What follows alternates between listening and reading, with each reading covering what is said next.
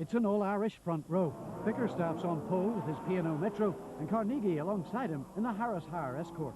We're on board with Bickerstaff as we go up into the first turn and onto the loose for the first time. And there's Will Gollop trying to nuzzle his way through in third place. But it's Carnegie who muscles his way into the lead in the very powerful Escort. Now just watch when he gets the power down on the straight, on the tarmac, as he pulls away from the Metro 604. The big threat is also on his tail, and that, of course, is Will Gollop in the Peugeot, a very, very powerful car sponsored by Supercars.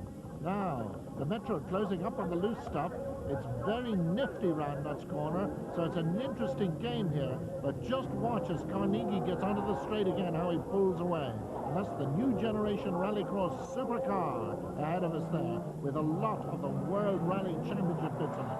So Dermot Carnegie correcting a little slide up to the top of the hill at the end of the first lap. And on his tail, Dennis Bickerstaff in the Metro 604. And they're pulling surprising away from Will Gollop now, who has Peter Faulkner on his tail. Down they come onto the tarmac again. This is a very awkward left-hand kink there, only for the brave. And you can see Bickerstaff really getting it sideways that time as he just corrected it. But can he do anything about Carnegie? Carnegie's made the ultimate break, the perfect break in this Class A Division 1 final. Typical Bickerstaff. Gollop trying all the road as he came out, just correcting the car against the curves. Down through the chicane, onto the loose again. We're with the leader.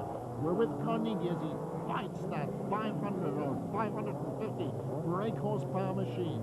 On his back, 110, Dennis Bickerstaff. Watch him work. Who says motorsport's not physical?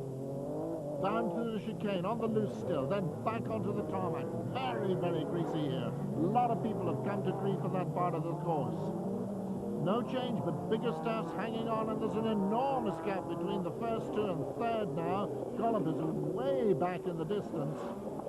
And Bickerstaff just hoping and praying that Carnegie will make a little mistake. Just look now on the horizon. It's still Gollop. He's pulled away from Faulkner, is it? Yes, Faulkner just coming into the picture there. And then Martin Iverson, and then Gibson just behind him. Robin Perry right at the back, playing with the big boys today, the man from Craig Anthony, but he's not in the power game, not like Carnegie.